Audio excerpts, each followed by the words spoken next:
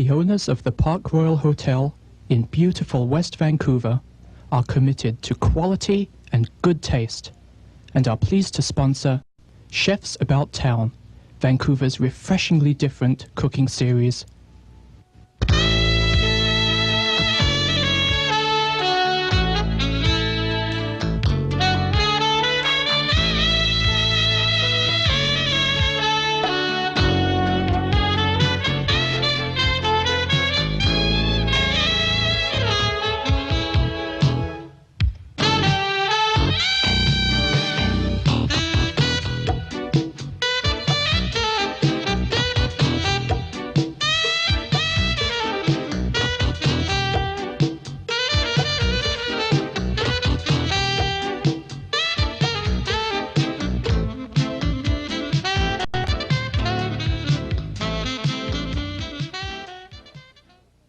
Welcome to Chefs About Town, the show for people who really love good food.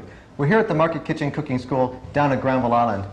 You know, my special guest tonight is one of our best restaurateurs here in Vancouver, John Bishop of Bishop's Restaurant on West 4th. Welcome, Hi, Gary. John. Nice to be here. Nice for you to come. Great. So tonight we're going to be preparing something that is of seafoods from BC. Extravaganza. Extravaganza. If you like. Shellfish extravaganza. Yes. Gary, what we're going to do is, I think what we talked about earlier is calling it a wild West Coast seafood stew. If Wild West Coast seafood stew. Yes. Okay. And we've got some wonderful fresh mussels, clams, the pink swimming scallops, Right. which are very prolific here. We've got local prawn tails, fresh prawn tails, little pieces of salmon and snapper, and Yeah. we've kept a couple of, these are little yellow eye rockfish. They're just really gorgeous. And I think a lot of people aren't aware of the different varieties and abundance of different shellfish and fish we have here in British Columbia. And these are just absolutely lovely. Little yellow-eyed rockfish. And I want to mention about these mussels, too. Mm-hmm. A friend of ours brought these over from Vancouver Island. Correct. Now, you may want to substitute these mussels for yourself with mussels from PEI, from the Maritimes, because these aren't easily available at this time, right? No, unfortunately, we haven't been able to get a constant source of supply for these, but these are gorgeous. Beautiful. Yeah. These are wild. They're not cultured. These are wild West Coast giant sea mussels, and these actually grow up to 5 inches in intertidal and up to 10 inches in subtidal, like around 30 feet or 80 feet below. Which, so just you can imagine, just immense. yes, fantastic. Something else I forgot to mention is the fresh local Dungeness crab, and you can see it isn't cooked. I just chopped it up into 4 pieces because this is going to be approximately for 4 people. Right. We always make a little bit extra in case someone else comes along, right? Right, yeah. Isn't that our little strategy? Okay. Now, should we start? Yeah, I've got the pot just heating here because it's a thick pot and it takes a long time. We're going to use a combination of... First of all, I might just go back a little minute. We've got to make a sauce to start with, which is with tomato and saffron. And to just start it, we have a little virgin olive oil. And I just want our viewers to be able to see this is extra virgin olive oil. Right.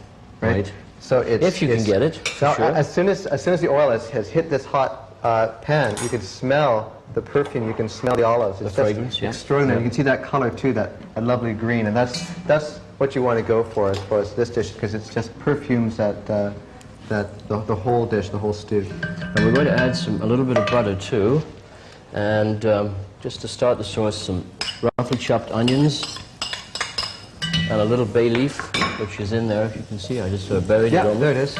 A little bit of garlic, and I bought 2 types of garlic along. Oh, you Gary. brought the elephant? Yeah. I haven't tried it. It isn't always available. Here's quite a bit milder than. It is a little bit milder. Also, if you're using a lot, as we do in the restaurant, it takes about 1/3 of the time to sort of prepare it stuff, which... But also, it's very mild. Look at the size of these cloves. They're absolutely Well, let me peel one. extraordinary. It's a great way to take the peel off garlic, by the way. I'm sure you've seen this on the show 1,000 times, but it's still a good hint. We don't want to use the stem because that can be a little bit bitter. Yeah. And the essence of this is lots of garlic, saffron, and ripe tomatoes. You can use white wine as an option if you like, or just all fish stock. A white, white fish stock. We're going to use a little bit of white wine today because I wanted to show off this local wine that we're going to taste later I on. wanted to mention too, like some people will think, oh, I got fish stock, as if I'm going to make or have the time to make fish stock at home. Because for many of us, it's a luxury to spend the time making fish stock. Actually, it's one of the easier stocks to make. However, if you don't have the time, there is a place down here, right at the market, at the Granville Island Public Market, where we do the show from. Right. And it's the stock market, where we both like to go to occasionally. And they have chicken, beef, seafood, rather fish stocks available in half-liter. And it's brilliant. Why I mention it is because it's great to be able to go to that rather than make it if you don't have time, because the canned stuff and the cubes are salty and MSG, and you don't want to use that. Not really, no. So we saute the onions. We can just put the lid on a little bit just so that it'll sweat a little bit. It won't just fry, it'll sweat a little bit. So the steam actually falls down back on them, and they cook nicely in their own steam? They become transparent. When they're transparent, that's where we want to start adding the tomatoes, the basil, the saffron, then the white wine to create the sauce. And then we're going to put in the shellfish, which takes the longest to cook, which in this case will be with the crab, and probably these large mussels. The fish, the prawns just take a few minutes. Actually, if I remember working with mussels before, these particular these giant sea mussels, they do take a long time. So we better put those in, I think, would be the first shellfish. Okay. So let's go back and look at this. Oh, no, sorry, guys. As you can see, it's starting to get a little transparent now. So this is, at this point, we can add.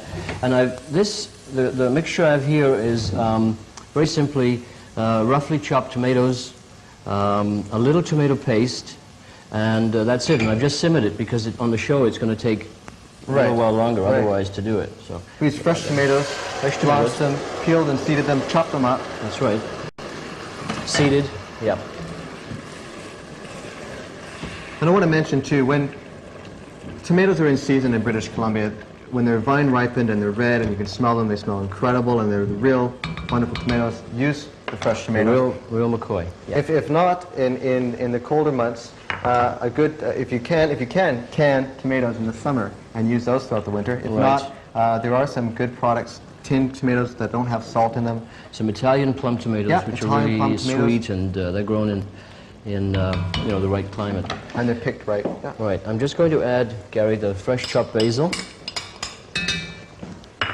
and the saffron. I'm being extravagant today. As you know, saffron gets to be rather expensive, but we can indulge ourselves, as we say today. And now, add a touch of white wine. Again, this is optional.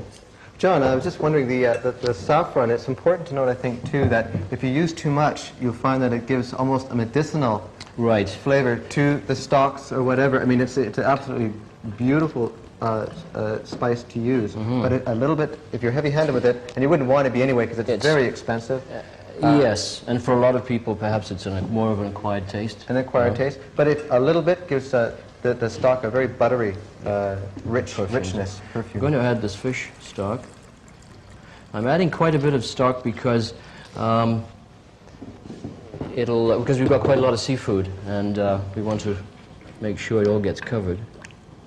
For 4 people, I've allowed approximately 2 pieces of fish each, 2 pieces of salmon, 2 pieces of the cod, a couple of prawns, a couple of mussels, and so forth. So that's a good guideline. You can add more or less, just depending on how big a meal you're going to have. I'm often making too much, like this for 2 people, without thinking about it. And I'm always just kind of, although this is good, like 2 or 3 days afterwards, it's almost better because everything has a chance to meld in your fridge. Well, except the fish will get a little, the fish is going to be the... So let's add the crab to this. Put this up high. One thing I should mention, one thing maybe you should mention, Gary, is the ceramic dishes that we've got today. Well, actually, we're going to the BC ceramic shop here down at Granville Island, and John was with me, and I mentioned to John that, I just think it makes sense occasionally on the show, since here on Chefs About Town we like to highlight local talent, local produce, people who grow the foods, the dairy, the vintners, and I thought, why not put these foods, the finished product, on plates that were made by local talent, by local artists. And you actually, the reason we picked these, I thought these were great, but do you actually know the artist? I visited Wayne Gann, his name is. I visited him last year he lives on Hornby Island. Oh, yes. And he's a fascinating man, and is now actually attempting to establish his name in Japan, which is where a plate like this, which is pretty expensive here, a plate like this would sell for $200 here. Yeah. In Japan, it would probably sell for something like several thousands of dollars. Really? Yes. So, of course, well, if you can get into a market like that, gorgeous. I mean, aside from that, he's a fascinating man, what he does. He also paints as well. So it was a really nice visit with him. I also got to visit with some of the other local artists that live up there, which is really good.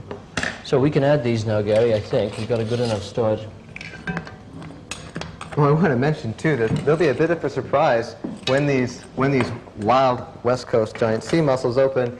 The meat in all these mussels, now, if it isn't, I'm going to really be embarrassed, but this time, but the meat is usually brilliant, brilliant orange. And yes. in some cases with shellfish, like, for instance, the scallops and some of the mussels from PEI and our scallops here in BC, the flesh is sometimes orange and sometimes white, depending on sex. But as far as the giant sea mussels, to the best of my knowledge, they're all orange. They're all this brilliant, brilliant orange.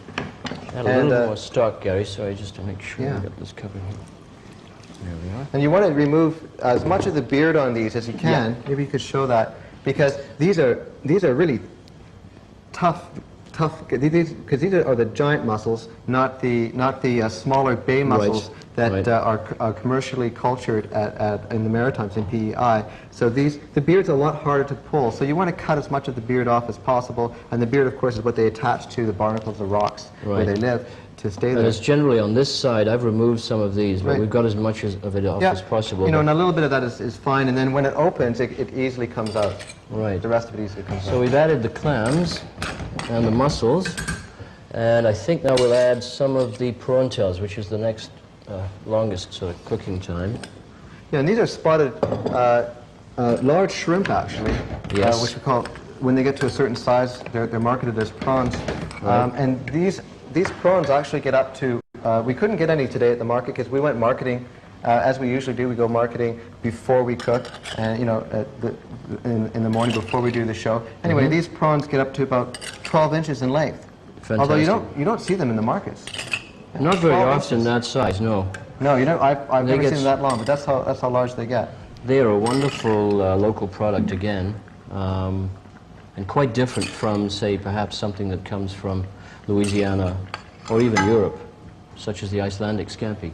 Well, the Icelandic scampi is great there, you know, and when it's fresh, and and even as a frozen product, it's not bad. But I mean, when you can get our fresh, unique spot prawns here in BC, those are really a better product. Because that's a rule of thumb. It's better to go with foods that grow in your area, you know, in your... Well, it's part of the enjoyment, should we say, of the fact that there are seasons. Yeah, the anticipation. And you look forward to... Of looking forward to using these things, like tomatoes in the summer and corn later on. Right. And when you can get some nice, huge prawns and things like that. Exactly. And, you know, actually I wanted to mention, too, that cooking doesn't really start here, you know, in the kitchen. It actually starts at the market. And this is that's why I'm so thrilled to be here at the Market Kitchen, because, you know, we're right in the center, right in the heart of the public market, Granville Public Market here at Granville Island. If you start with a good product, that's basically going to make your recipe. It doesn't have to be complicated. You just rely on the excellence of the materials. The best chefs in the world can't really do anything with poor ingredients. No, you know, no, it's true. The end result isn't going to be any better than the ingredients that you use. So you know, even if you're not so great a cook now, it's a better idea to always go for the better ingredients, and then, you know, you're halfway there. I'm just adding a little bit of pepper and a little bit of salt, and we want to just gently just lift this up a little bit, make sure everything gets... See how the crab is cooking? Starting to open a bit. Right, now we can add the shellfish that takes the least amount of time are these scallops right here. I want to add, too, this just... the perfume and the aroma that's coming off this soup, this stew, is just extraordinary. Now look at the color of these. These are actually pink, spiny, swimming scallops. And why they call them that is because with the little mussel, these are free-swimming scallops.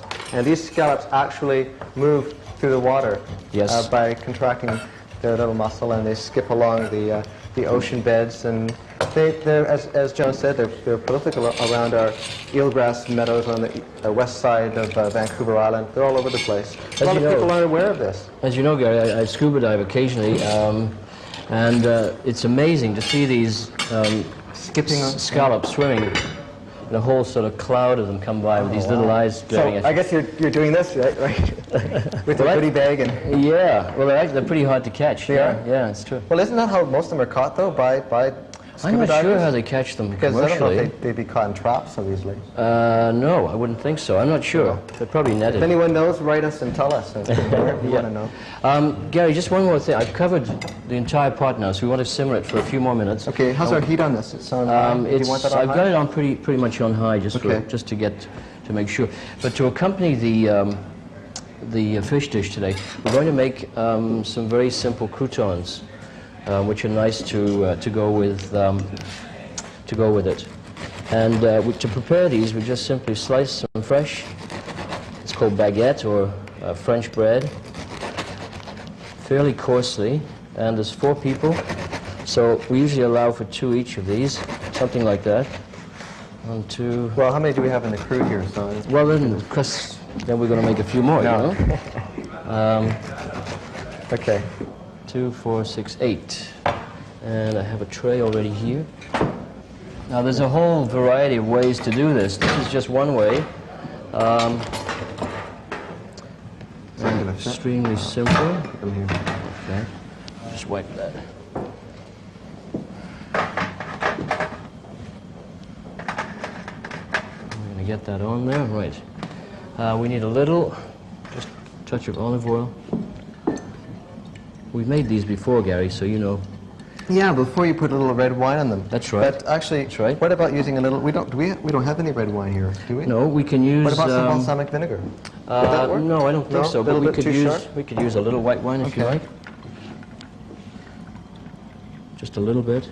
This Again, this is optional, Gary. You know, you Yeah. don't have to use that. Yeah. We've got some fresh Parmesan cheese. And it's always best to buy Parmesan cheese in the chunks and grate it yourself. Well, it's so simple. It's Yep. just, there's nothing like it. It is expensive, of course, but it'll keep in your fridge or your freezer, you know, for any time. And you just take it out very quickly and grate it up. When I was down in California recently, at quite a lot of the restaurants there, they just put it in a little grater and serve it. Grate it right on your plate. Yeah, I think that's a good idea. Isn't that great? Yeah. I think so. It's kind of like nutmeg or coffee or any of these things. You have whole and then you grind it, fresh. and then all the oils and the flavors are released at the last moment and they don't dissipate. This down a little bit. And on top of this, we're going to sprinkle just a few fresh herbs. Just a little bit. Well, we have about 10 minutes still. So We do, great. So no- we're going to no have rush. a taste of this. Yeah. No rush. Did you want me to do my thing now and put this in the oven? Or? Oh, that's awfully helpful. I've got to add one more thing. What? A little bit Oh, of some fresh. garlic. Yeah, I'm interested Got to... to make sure everyone has some of this today, otherwise Yeah, we're well- going to talk to each other tonight. That's great. I'm interested to taste this garlic, because I've heard it's quite a bit milder than the Yes, it is. I use organic garlic at home, which is really, really the kind of one that has a purple tinge to it. And it's very pungent, very We have strong. some, actually. Do we? We have some. I think Oh, yeah, I've got actually. a string of it over here. I just have some over here. I brought a braid of them. That's right. These are organic garlic. You see that they're a little bit purple, and they're very pungent. The cloves aren't as large, but the flavor is very strong, and it's great. If you're a garlic lover, that's a good one to go for. That's a good thing. So, Gary, can you put that under the Yeah. broiler for approximately 5 minutes? We've Okay. got it on, don't we? Yeah, I hope so. I also took the liberty of doing some earlier, just in case we burn those. didn't have time. Oh, we're not supposed to say that. Right? we don't burn anything. No. Only things that we want to burn. So, let's go and look at our seafood. Wow. Here. Fantastic. Well, the pink swimming scallops take almost no cooking at all, so you do No want to put cooking, those yeah. on the very top. And as you can see, as I mentioned before, you see here you have some white meat, And here you have some of this brilliant orange. And I'm not sure on this, but I believe that that is the sex of the animal itself. Now I want to mention too that every part of these scallops are edible. And this just falls right out, and you just pop that in your mouth.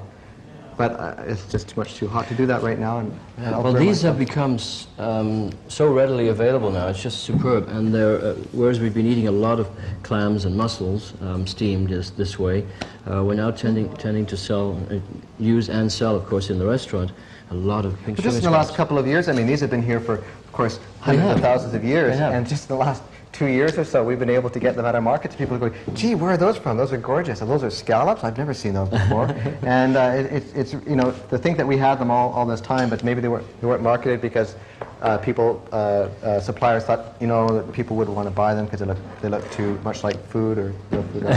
Well, you have to work, you know. It's sort of like artichokes. You have to get in there and... Yeah, but I don't know. I like to get into my food. I like to play around. It's the essence, really, of family dining, you know, is to sort of get in there with a big... it's kind of neat thing you can share with people. Well, that's I think, an important part of cooking for your friends, for your family, is to nourish and nurture them as well. And you do that in ways that we show you here on the show, and using the best ingredients in season, and organically whenever possible. But you know, organics being what they are, I started using organics and talking about organics on the show last year, not because of the health side of it as much as these foods are just better. They taste better, they smell better, they have better texture, they're better food. So again, better ingredients. So did we want to? I think I can smell that crouton burning. Yeah, well, we have another one. So. Oh yeah, they are. Ready? Well, I don't know if we want to use these ones. Bring it out, guys. Bring it out? Bring it. I mean, I don't mind. Okay. Well, okay. This we want to show you. We meant to burn these. Oh yes. Okay. Well, we have other ones. It's too bad. They're beautiful. Yeah. Set them aside. It's just well, you see. Well, we did that on purpose because I wanted one job I gave you to do. He mixes it up. Anyway. There goes my career as far as a chef. But, ha-ha! The magic of television. Here we go. No, these are the ones I put in. Those were the ones that John put in. But no, you know, the thing is that these little accidents happen to the best chefs, to the best people in the best restaurants occasionally. You know, heaven forbid they very do. Occasionally. Very occasionally. But they do happen because cooking is a creative thing. It's not a science. It's cooking is an art. Yes. And see, I graciously It's got the myself art on that of doing one, it right. So let's leave those there a second. Gary, I want to get out a nice selection of the shellfish that's in here. Okay. I'll just put this back in. Yeah.